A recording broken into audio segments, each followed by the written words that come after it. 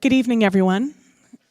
My name is Dr. Claire Laughlin-Chow. I'm academic registrar at Gresham College, and I'm delighted to welcome you here tonight to this Gresham College lecture. I'd like to let you know that tonight's lecture forms part of the Science Museum's Lates program. Tonight's Lates theme celebrates the opening of Science 1550 to 1800, the Linbury Gallery, so do go and have a look around outside afterwards. Dr. Fara is currently working on a book about Sir Isaac Newton's final 3 decades in London, and her lecture this evening focuses on that, entitled Arise, Sir Isaac, Newton's London Career. Please join me in welcoming her.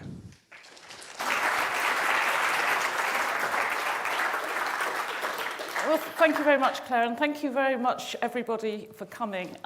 This talk is going to be quite closely related to the wonderful Science City Gallery upstairs. It's on the 2nd floor, so if you haven't been there already, I strongly recommend you to go afterwards. And this picture of Isaac Newton is the one that's on display in the gallery upstairs. And it's a very good example of how well Isaac Newton understood the power of pictures for promoting his own image. He paid for it himself. He donated it to the Royal Society, and you can see that gold lettering across the top. And the gold lettering says in Latin, Sir Isaac Newton, he was made president of the Royal Society in 1703, and then in Latin it's got the word eques, which means knight, because he'd been knighted by Queen Anne, and that was something that he was very proud of. And for the last 3 decades of his life, when he lived in London, which is what I'm going to be talking about, for most of that time, he was not only president of the Royal Society, but he also directed the Royal Mint. So he was very influential on the national economy. And over there is one of the houses that he lived in, which has now been demolished, but was near Leicester Square. So his life divides quite neatly into 3 different sections. He never went abroad. He basically stayed in that sort of bottom corner of England. So he was born in Woolsthorpe and went to school nearby in Grantham, so that was in Lincolnshire, and he was there roughly the first 20 years of his life.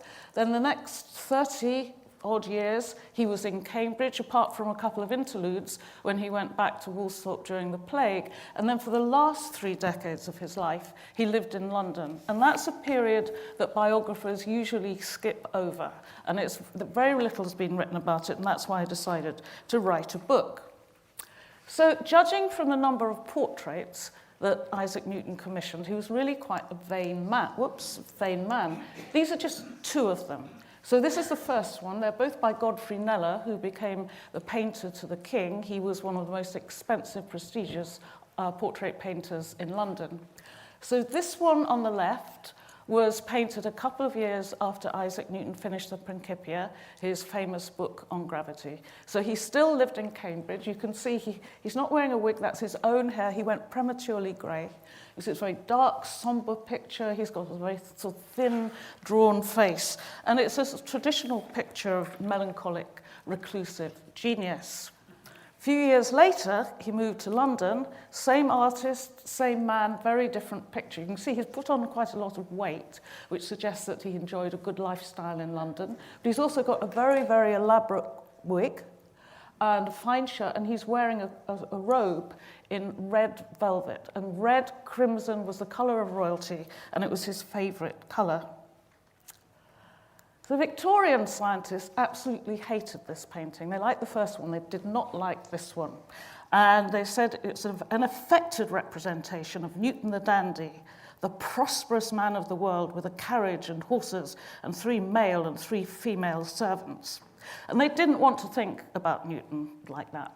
But not a Victorian, and I have no qualms about thinking about this cosmopolitan man about town, and that's the version of Newton that I'd like to present to you this evening. So he moved to the Tower. The Royal Mint was in the Tower, and he moved in 1696, and by then he'd already been trying for several years unsuccessfully to move out of Cambridge, and finally he ended up here. And see, the Tower then was quite an isolated sort of fortress. There was no Tower Bridge. So it's quite difficult to get to except by boat. And you can see the Thames is flowing in front. London was the centre of a global trading market. So there's all the ships that are bringing in gold from Africa, that are bringing in luxury goods from Asia, especially from China and India, and also taking our exported goods away to sell in exchange. He didn't like being in the Tower. He found it very uncomfortable. There was a large zoo, so I imagine the roaring of the lions kept him awake at night. There was also the army, the Office of Ordnance was based there, so there were a lot of soldiers. The mint machinery was very noisy, and it was an unfashionable part of London. So after he'd been there for a few months, he moved out and then occupied various different houses. And by living in the more fashionable, accessible part of London, it meant that he could show experiments there, he could host a lot of very prestigious international visitors. And when you go up to the gallery upstairs, you'll see that air pump on the left is built by a man called Francis Hawksby, who's the curator of experiments at the Royal Society. And you can see it upstairs in a recreated meeting, imaginary meeting at the Royal Society. But he also used his own house for entertaining visitors, for carrying out experiments. And as he said, he arranged for it to be the air pump to be brought round to his house so that I can get some philosophical persons to see his experiments who will otherwise be difficultly got together. His original study in the house that I just showed you has been recreated in an American business college. So the house was demolished at the beginning of the 20th century. And this is the original wooden panelling, and you can see fine red, crimson velvet curtains in front of the windows. It's a very eerie experience going to look at this because it's right in the middle of nowhere in Massachusetts. And you go into this business college and you go up in a lift. You go up to the third floor and then you cross the corridor and you open the door and suddenly you're in the early 18th century. And this is what it looks like. And you can see it's a very affluent, comfortable looking study.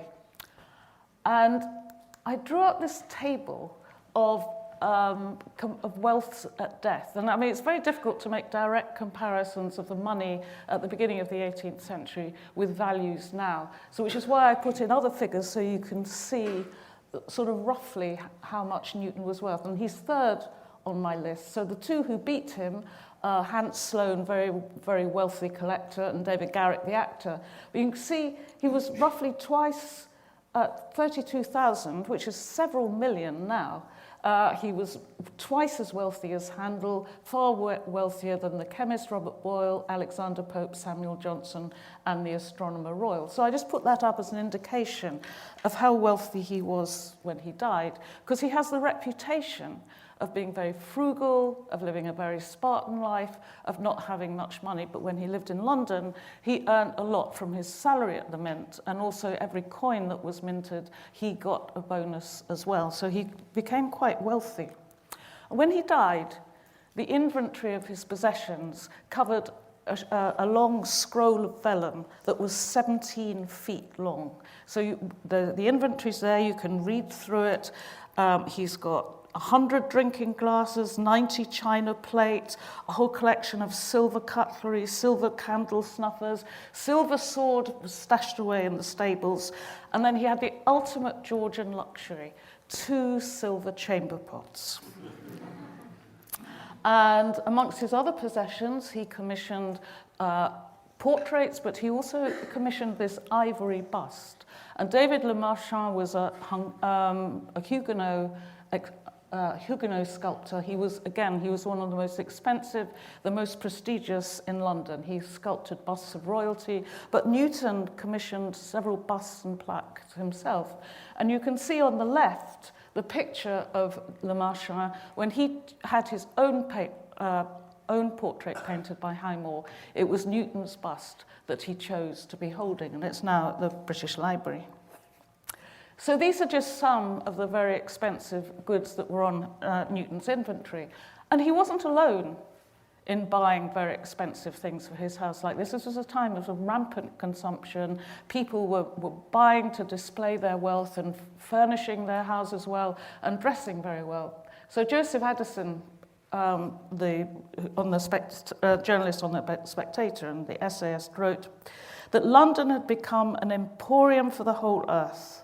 The single dress of a woman of quality is often a product of 100 climates. The scarf is sent from the torrid zone, the brocade petticoat rises out of the mines of Peru, and the diamond necklace out of the bowels of Indostan. If you remember that picture I showed you of the tower with all the ships bringing all the goods in and out of London. So I put a little picture on the right to show these children dressed in their very, very fine clothes. And the picture is actually an extract from this larger picture, which is by William Hogarth, which was painted 4 years after Newton died. And it's called The Indian Emperour, or The Conquest of Mexico, as performed in the year 1731 in Mr. Conduit's Master of the Mint before the Duke of Cumberland, etc., Act 4, Scene 4, 1732. So that refers to the 4 children on the stage who are performing a play. And I'll show you the picture rather larger because I'm going to use this picture to structure the rest of the talk. So it's a very Newtonian picture. The more you look at it, the more one realizes that. So, for example, there's a bust of Newton up on the mantelpiece, and he's sort of staring out over the whole assembly. And at the front in the middle, you can see a woman bending down. That's one of the royal governesses. And her daughter has dropped her fan because her fan has fallen under the power of Newtonian gravity. And that's quite a sort of typical Hogarthian visual pun. You can see that the audience is made up of royalty and of aristocrats watching their own children. And these are the sort of social circles that Newton moved in while he lived in London. And so he had many acquaintances who were rich and powerful, and he also knew women as well as men, whereas most of the biographies just have focus on the men that he knew. So I'm going to use this picture to divide the talk into 3 parts: the room, the audience, and the stage. So I'm going to start with the room, and if you look up on the top left, there's 2 portraits, one above the other, and the one at the top is a man, and that's John Conduit, who owns the house, and who succeeded Newton as Master of the Mint, and he was married to the woman hanging just below, who was Newton's niece. So there's one picture of Conduit up there, and this is the only other surviving portrait of John Conduit. It's on a coin. He succeeded Newton as Master of the Mint. So this is a coin that was produced at the Mint, a medal that was produced at the Mint after he died. And you see he appears on the left. You can see he's sort of looking like a well-fed Roman emperor. And then on the right, he's in the Elysian Fields, and he's being presented to 2 people who were there already, Isaac Newton, but also John Hampden, who's a Civil War hero who symbolized the rights of Parliament. Because this is very much a sort of political figure. Newton was very known for his Whig allegiance, and he very much supported the Glorious Revolution of 1688 when William and Mary displaced the Stuart Catholic dynasty. So politics played a very large part in Newton's life, and twice he was Member of Parliament for Cambridge University. And going back to the picture, Conduit owned the plaque. Beneath Newton's bust on the mantelpiece, there's a marble plaque, and it's copied from the plaque here at the bottom of Newton's monument in Westminster Abbey, which is still there. And it was Conduit who, when Newton died, Conduit paid for this monument and designed it and commissioned it. And that's what it looks like now, but this is what it looked like when it was originally installed before that 19th century decorative screen was put there. And now, when you go to Westminster Abbey, you come on some tourist route, but originally you came in by the west door, and there was Newton on the left, right in front of you, in a very prominent place. And this was the beginning of a new use for Westminster Abbey, so converting it into a shrine for Enlightenment genius, and it was packed with Whig heroes, and Newton was one of the first to be commemorated there, because previously the Westminster Abbey had been reserved for all the saints and the monarchs who were behind the altar with its sort of Gothic stone statues. And then during the 18th century, There were a lot of marble classical statues commemorating Whig intellectuals such as Isaac Newton. And it's one of a pair. You can see there's Newton on the left and Stanhope on the right, who was a military hero. So you've got contemplative virtue on the left and active virtue on the right. So it's easy actually to see the monument on this picture, which is how it is now with all this tracery. And you can see that's Newton, again looking like a Roman, and he's got his elbow on 4 books. And when you look at the spines of the books, you can see their titles.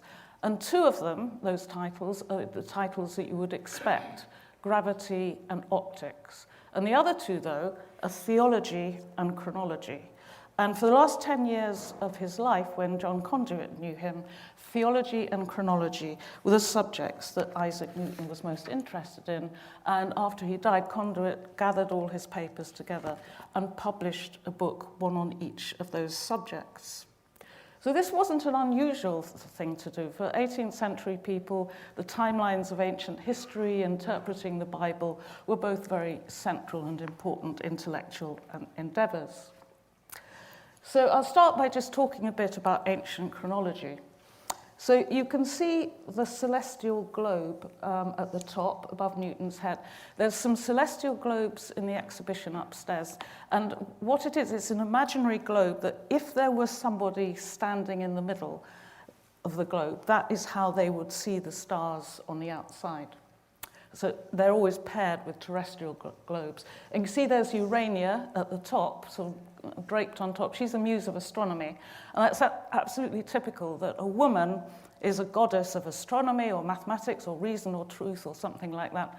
But women weren't actually allowed to practice. They just symbolize the different disciplines. And one of the striking things about that celestial globe is that the constellations on it represent how the constellations were at the time of the voyage of the Argonauts, which was something that Newton was very interested in, and he redated it by several centuries, because he could use his astronomical expertise, obviously, to predict eclipses and planetary alignments that there were going to be in the future, but he could also work out when they'd happened in the past. And then he could correlate that information with documentary evidence and accounts of things that had happened.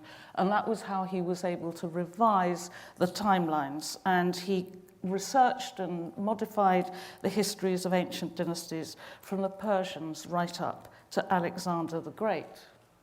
And however arcane that might seem now, at the time, it was seen as a really, really important project. So Edward Gibbon, obviously most famous for writing about the Roman Empire, but the name of Newton raises the image of a profound genius, luminous and original.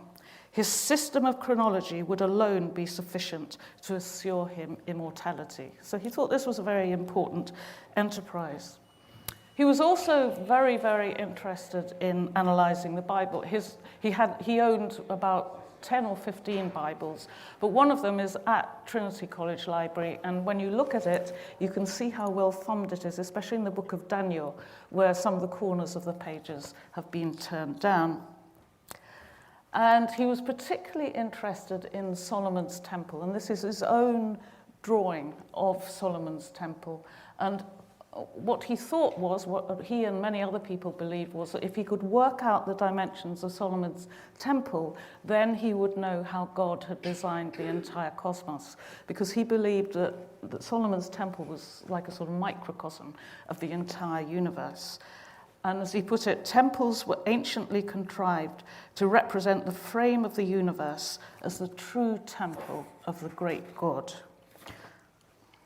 But he believed that the whole universe, God fills the whole universe, so the whole universe is a temple to God, just like Solomon's temple. So going back to my Hogarth picture now, Catherine Barton is the woman in the oval frame underneath Conduit. And she came to London when she was about 17. She was the daughter of Newton's half-sister, younger half-sister. And she came and lived in this house and other houses. And her role is rather unclear, but she seems to have acted as a housekeeper for him.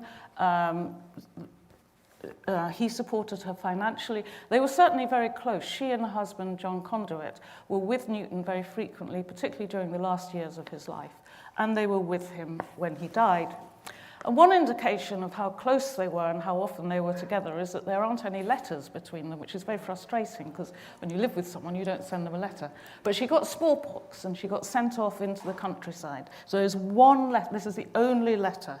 And the end of it is, "Pray let me know by your next how your face is, and if your fever be going, and perhaps warm milk from the cow may help to abate it. I am your very loving uncle, Isaac Newton." And she was very lucky. I don't know whether it was the warm milk, but her face was unscarred, because that was the great problems that smallpox, if you didn't die of it, left you with terrible scars on your face.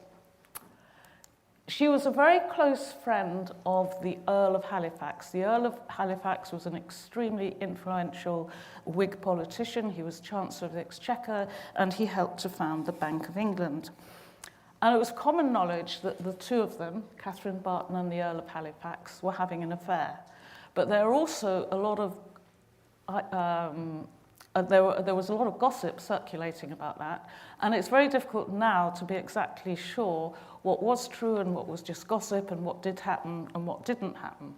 What is certain is that it was Halifax who landed the job at the Mint for Isaac Newton. So he wrote to Newton while he lived in Cambridge, "The King has promised me to make Mr. Newton Warden of the Mint. The office is the most proper for you. It is a chief officer in the Mint. It is worth 500 or 600 a year. Let me see you as soon as you come to town, that I may carry you to kiss the King's hand." And Isaac Newton took the next carriage down to London. Within a couple of weeks, he'd packed up everything in Cambridge, moved down to London, and taken over the Mint. What's unclear is whether Newton and Catherine Barton and Halifax all knew each other at this stage, and that there's not much evidence either way.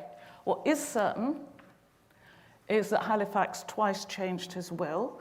In 1706, he left £3,000, huge amount of money, and all his jewels to Barton. And then 6 years later, he changed it again. He left her a huge legacy and an annuity in recognition of the great esteem he had for her wit and her most exquisite understanding. So you can interpret that how you want. People interpret it in all sorts of ways. But what is certain is that Halifax made sure that Newton was knighted in Cambridge in 1705. And there was a very grand ceremony. There was a big dinner. This is the dining hall of Trinity College. It's a modern picture, but it probably looked pretty much like that. And all the way down the high street, going up to Trinity College, up Trinity Street, the ways were all along strewed with flowers. The bells rung and the conduits ran with wine. So Cambridge really sort of put on a great show. And Queen Anne was there, and she was sitting up at high table, and she had a special throne that was 5 foot high, and that's where Isaac Newton went to be knighted, and he was pretty pleased about it. But it wasn't in recognition of his skills as a mathematician. It was because of his political activity, because he'd spent the last few months running again on behalf of Montagu as a Whig representative for Cambridge University. He didn't get the seat, but he put in the effort and he did all the campaigning. It was for that he was rewarded by Montagu, the Earl of Halifax. It's very complicated. All these people have about 6 different names. So Montagu is the Earl of Halifax.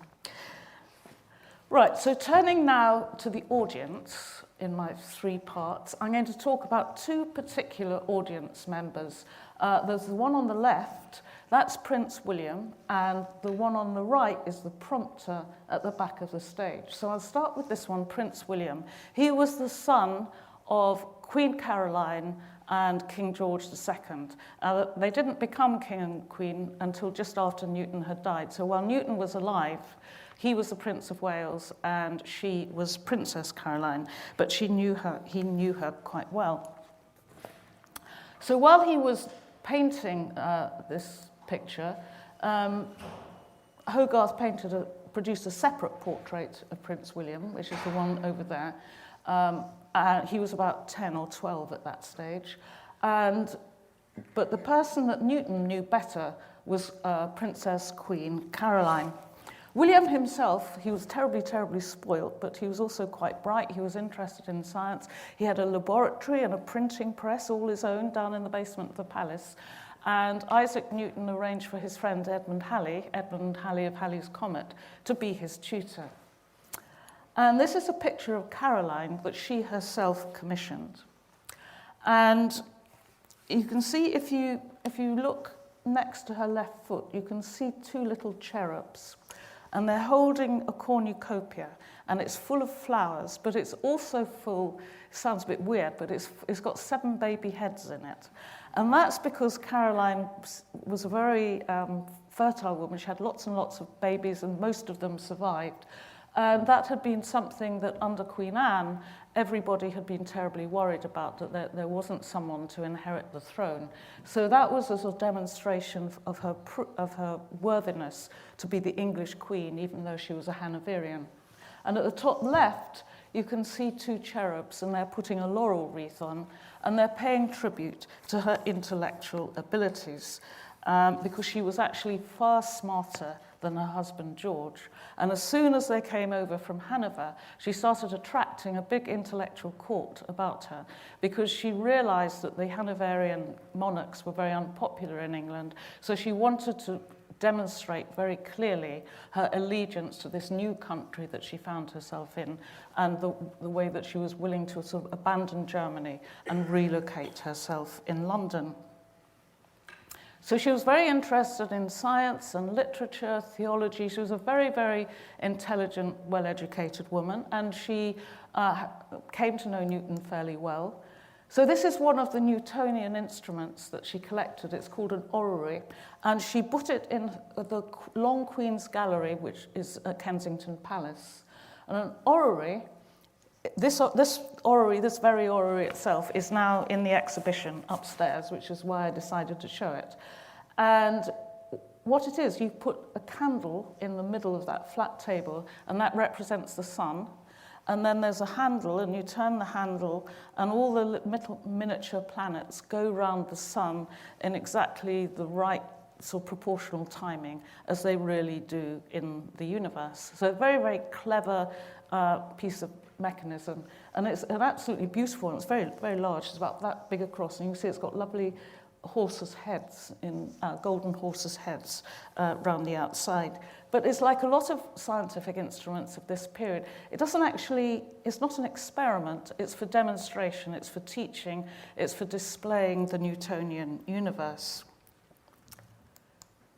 So Caroline collected this sort of intellectual court around her, and it was in both her interests and Newton's interest to cultivate each other. It was good for him. He could go back to the Royal Society and say, oh, look, I'm really good friends with the Queen. And the Queen could say, look, I got England's greatest scientific hero is part of my court. And Newton was very pleased to discover that Caroline was interested not only in his scientific ideas, but also in his theological ideas. And he was particularly pleased that she was willing to support him against his major enemy, Leibniz. So Caroline and Leibniz had known each other quite well at the Hanoverian court. And you probably know that Leibniz and Newton had a big controversy that went on for years about who invented calculus first. But they also were bitter enemies about the position of God in the universe. Newton believed very strongly that God is immanent, he's present throughout the universe for all eternity, and that he intervenes in its operation from time to time. And Leibniz famously said that Newton's God was an absolutely lousy watchmaker. He couldn't even set the universe up to keep running on its own. He had to keep intervening to sort it out. So there's a huge theological difference of opinion about the role and nature of God. And Newton and Leibniz carried on this protracted row, and Caroline was supporting Leibniz, and she was very instrumental in pursuing the debate. So for help, she turned to Samuel Clarke, who was England's most famous theologian. And there was a long sort of 3-cornered correspondence with Newton keeping very quiet in the background, but writing to Caroline, and Clarke would go and visit him and they would talk, and then Caroline would write to Leibniz. And eventually this book was published. It's called the Leibniz and Leibniz-Clarke Correspondence, and it's the letters between them. But it's really a marvelous example of how influential women could be. Although Caroline's name doesn't appear on the title page, she was very much involved in sending the letters, in writing them. Everybody assumed that Newton had written the letters, but actually Caroline played a very, very instrumental role. So it was a sort of three-cornered creation. And the book was very important in England because it was very, very effective propaganda for Newton to persuade everybody that Newton's view of God and the universe and gravity was correct. So that's Caroline. The second member of the audience I'm going to talk about is the man there. He's called Desaguliers, and he's a prompter. And that's why he's got the back to everybody. And he's also sort of peering into the script like that because he was very, very short-sighted. And he features very strongly in the Science City exhibition, and he was important in two main ways. One was that he was instrumental in some very important metropolitan engineering projects, and he also played a key role in promoting Newton and promoting Newton's ideas because he was Newton's experimental curator at the Royal Society. So in terms of engineering projects, as you'll see if you go upstairs, he played an important role in designing the new Westminster Bridge that was built in the middle of the 18th century, although unfortunately that involved knocking down his own house because he lived near Westminster and he had a school there. It was a Newtonian school, and he attracted people from all over Europe, and he lectured on Newtonian mechanics, and he invented lots of Newtonian machines, sort of engineering, which improved technology. So these are just two of them that are in the exhibition upstairs. The one on the left is a model, which he is a demonstration model for showing his students of a way of lifting water out of a well much more efficiently. And basically, it involves a man endlessly running up that ladder, and then the bucket comes out of the well, and then the poor man has to sort of run up and down the ladder again. But it meant that this man could lift up far more buckets of water than he could otherwise. And Desaguliers said that 5 Englishmen could do the work of 8 Frenchmen. That went down very well when he said that. And the thing on the right is called a cometarium, and it's a model for showing how the speed of the comets varies as they move around the sun, depending on how close they are to the sun. Desaguliers was chronically short of money, and so he sought patronage from the Queen. And one of his first royal commissions was to go to Hampton Court and entertain George I and the Princess and the Prince and Princess of Wales, to entertain them with scientific experiments and demonstrations.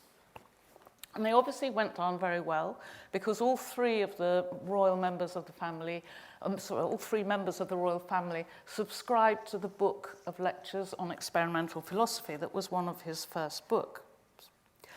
And as he went on, he became more successful. Newton noticed him and made him curator of experiments at the Royal Society. And Desaguliers was a very, very important disseminator of his ideas. And you can see this is one of his main philosophical books, and he dedicated it to Isaac Newton. And you can see here on the left with the magnifying glass and the prism illustrate in particular his importance in disseminating ideas about Newtonian optics. Because Newton famously set up his experiments to show that Descartes was wrong and that the light that comes from the sun already has all the colours of the spectrum in it, which is a view that Descartes, the French natural philosopher, disagreed with. But when people in France, in Paris, tried to replicate Newton's experiments. They pretty soon discovered that he hadn't really left very good instructions and they couldn't get the experiments to work. And so Desaguliers went over there, sorted out the experiments, got them to work and convinced them that Newton's view of optics was right. And the reason, well, one of the reasons why he went to Paris very often is because he was a leading Freemason. At one time, he was the Grand Master of English Freemasonry. And this is the sort of founding constitution of the Grand Masonic Lodge in London.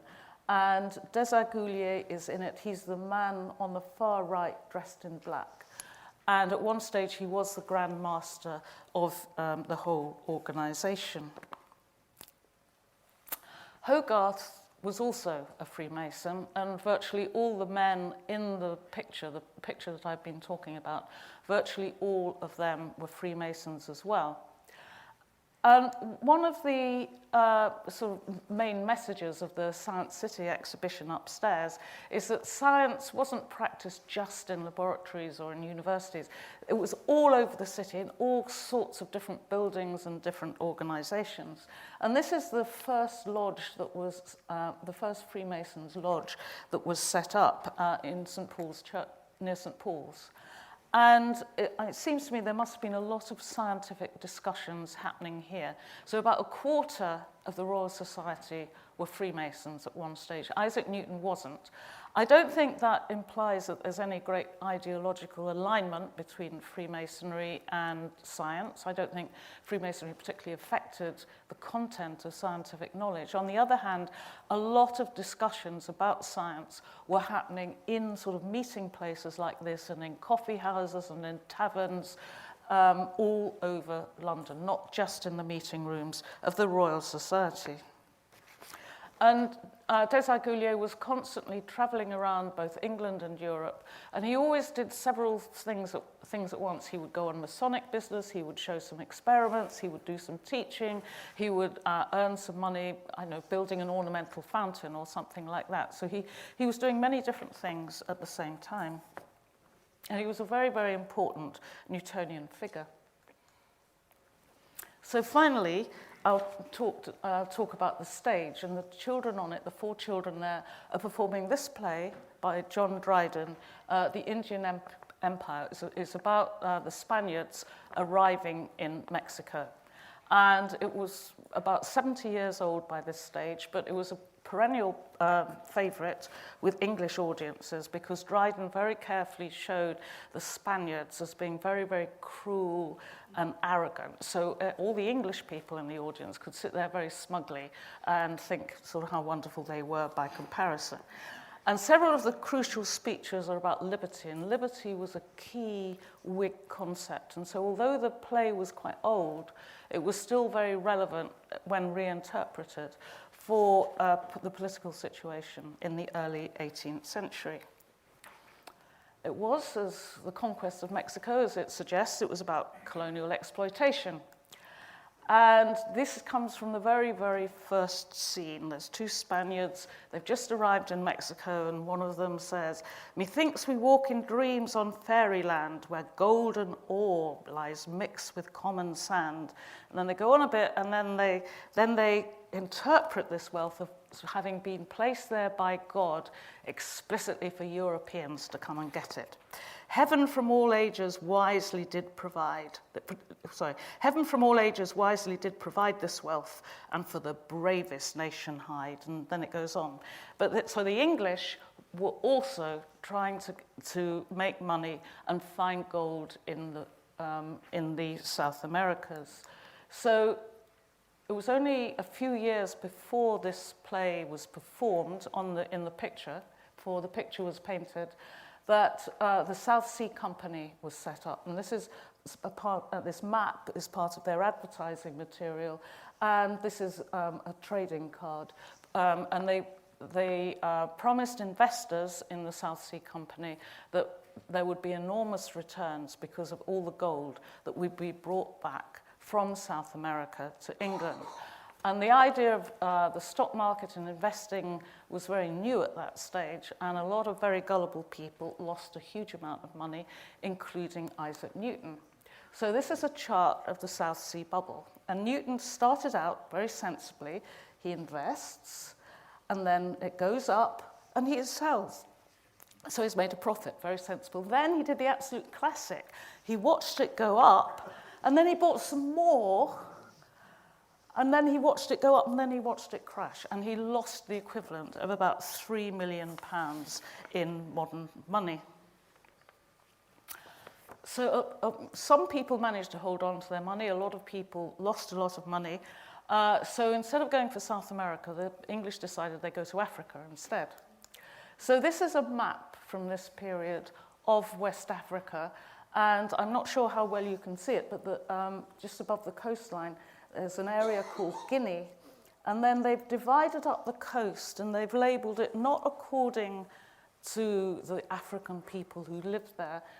It's been labelled according to what English people can go and get. So in succession, there's the grain coast, the gold coast, and the slave coast. So Africa is a sort of source of produce and people to benefit England. And of course, it formed a very important part of the triangular slave trade, where guns and material were coming from England to Africa, gold was going back to England, enslaved people were going over to the Americas, and then sugar and tobacco mainly were coming back to northwest Europe. And there's no evidence that Newton himself was actively involved in slave trade, but on the other hand, he did benefit from it indirectly through his investments, and also because he was involved with the Gold Coast, because he was in charge of all the gold coinage at the mint. So this is an English guinea. It was named, the guinea was originally a golden sovereign, and it was named after Guinea, the area that I've just shown you on the African map.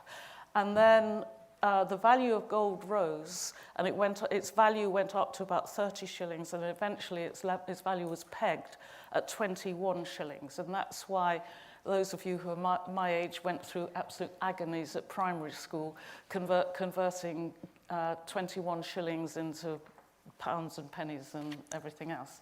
So that is a guinea. So that was the guinea. And so at the mint, Isaac Newton was responsible for producing guineas and producing all the other coins. And the mint was based in the Tower of London. It was in this sort of outer part between the fortifications. So it really was very, very cramped. And the Ordnance Office was in this big bit in the middle. And the Ordnance Office kept trying to take over the space that should have belonged to the Royal Mint. And that made life very, very difficult. But he took his position very, very, very seriously, that his predecessor had regarded it as the job as more or less as a sinecure. But Newton was determined to make the whole thing very profitable. And he occupied the position that's sort of more or less equivalent to nowadays to the governor of the Bank of England. So it was a very powerful position. He wasn't just responsible for producing coins, he was responsible for making economic decisions. So he was an incredibly efficient manager, which meant that everybody who worked for him disliked him. And there aren't very many diagrams like this showing the machinery inside the mint, because obviously the machines were kept secret because they didn't want people to know exactly what was going on, because they wanted to reduce forgery. Basically, you can see that these two men rotate that lever around, and there's a big press that goes down. What's missing from this is that there should be a third man whose job is to put blank coins underneath the press so that they can be stamped either with the head or with the reverse. And you can imagine you have to be pretty nifty not to get your fingers squashed while you're putting the coins in and out. And Newton did lots of time and motion studies, and he got these people producing more and more and more coins per hour. And the inset there on the right is a special type of machine for milling the edges of coins, because before that, coins had smooth edges, which made forgery very easy. And so Newton insisted that all the coins should have milled edges. So what happened in 1696 was his first job was to implement what was called the Great Recoinage. He personally didn't think it was a good idea, but everybody decided to do it, and so he was responsible. And you can see on the left an old silver coin, and coins used to be worth the same as the money in them. So a silver sovereign had a sovereign's worth of silver in it, in principle, except because they had smooth edges, criminals called clippers used to come along and they used to shave little bits off the edge, which they could then melt down, which meant that they could produce extra silver coins, but the actual physical value of the currency was gradually declining. And by 1696, it had got to a crisis situation. So all the coins in the country were called in, they were melted down, and then they were produced again as on the right, with King William's head on and with milled edges so that forgery could be produced. It didn't actually work terribly well because a lot of people were confused and they were frightened and they didn't really want to hand in all their coins, and so a lot of people were left with coins with the old coins that weren't really worth as much as their face value. And it's one of those typical situations where the rich got richer and the poor got poorer. And as far as I can tell, Newton did pretty well out of it. But he was absolutely determined to catch criminals. And he set up a whole network of informers. We can see his accounts, how much money he pays for people to go out in disguise and to set up spy networks. And several people got put in prison. So it's Newgate Prison, where the conditions were appalling. Several people were hanged. And this is a comment by one of the people that he imprisoned, saying that Newton was a rogue, and if ever King James came again, he would shoot him. And the said ball made answer, God damn my blood, so will I, and though I don't know him yet, I'll find him out. So there are a lot of people in London who really, really didn't like him. And every year, there was a thing called the Trial of the Picts. And if you go up in the gallery upstairs, you can see this gold assay plate. This actual one from 1707.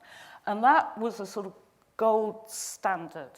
And the trial of the Picts was to make sure that the mint was putting as much gold into its coins as it said it was, that the mint wasn't defrauding the nation by producing substandard coins. And so they collected samples of coins throughout the year, and then once a year there was a big ceremony, and a barge full of coins was rowed up the Thames from the Tower, from the wharf at the Tower, up to Westminster.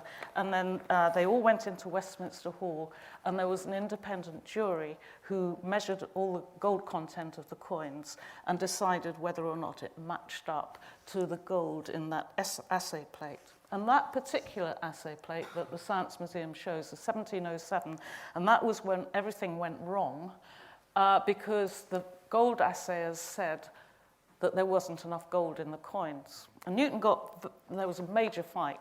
Newton got very, very, very angry about it. And this is when his scientific expertise came in. And he carried out the experiments himself. And there's a little furnace, it's called a cupellation furnace, and it's for refining ores at high temperature, and that's upstairs, and that was what he used. And his diagnosis was, if this aqua fortis, that's nitric acid, if the nitric acid be poured off and fresh aqua fortis be poured on, and this is a process that has to be done iteratively. And he says, and a third water will leave it still finer, and a fourth still finer, but assay masters and refiners proceed no further than to 2 waters. So what he's saying is that the assayers didn't carry out their tests properly, and if they'd gone on, they would have found out that Newton was right and they were wrong. People recently have done tests on all the gold, and actually Newton was probably wrong. But anyway, he won the battle anyway. So I'm going to show you a picture which some of you might find a bit distressing. It's a modern photograph of illegal gold mining in Ghana. which used to be the Gold Coast. And I imagine that this is what the conditions were like in Newton's time. So this was how the gold was being produced to send to England to put in our coins. And as I said, Newton himself wasn't involved in the slave trade, but he was master of the mint. He made sure he got the lowest possible prices from all the Africans who were working like this. He was paid a fee for every coin that was minted. One reason why he got so rich. And he invested in the South Sea Company and also in the East India Company, so he benefited from his investments in global trading. And I'm going to tell you now also how he benefited scientifically from that global trading network. So these are some of the trade routes around the world in this period, in the 18th century. And when he was revising the Principia, that's his big book on gravity, when he was revising the original version for a second and then for a third edition, he wanted to make lots more measurements of the tides. He needed to make corrections. And he collected measurements of the tides from all over the world. And the best way to do that was to take advantage of these existing trade routes and to get information from people who were stationed in the different trading ports around the world. So there are about 30 locations from where he solicited information. So this is his own copy. When he was doing the revisions, he took a copy of the first edition of the Principia, and then he unbound it, so he had separate leaves. And then between each printed sheet, he put in a blank sheet of paper. So that's this blank sheet of paper here on the right is where he wrote in all his corrections. And this book is still in Cambridge University Library. So he put in lots of corrections so that for the second and the third edition. So what's now revered as the world's greatest book on physics incorporated information that had been gleaned from British colonizers who were both exploring and exploiting the globe. So I presented rather a different version from Newton than the one you're probably familiar with. So I've sort of finished by just sort of wondering briefly how Newton himself would have liked to be remembered. So on the left there he is under his apple tree. And this was a story that he told 4 times to 4 different people very shortly in the couple of years before he died. So whether or not this mythological story of the apple is true, that obviously he wanted to be remembered in that way. The picture on the right is the last portrait that he had painted of himself. And you can see he's wearing that crimson velvet coat that he liked so much. And he had this picture engraved for the 3rd edition of the Principia, which was the edition that sold most widely and was distributed around Europe. But pictures never tell the whole truth about anyone. And this picture, in a sense, isn't the real Newton any more than any other.